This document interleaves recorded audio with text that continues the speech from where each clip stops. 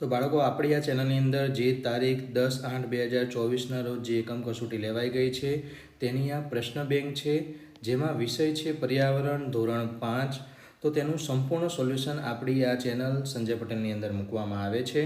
તો બાળકો જે આ એકમ કસોટી છે તે ઓરિજિનલ જ મૂકવામાં આવે છે, જેમાં કોઈપણ પ્રકારના અન્ય પ્રશ્નો કે શનિવાર પહેલાં કોઈ એકમ કસોટી મૂકવામાં આવતી નથી.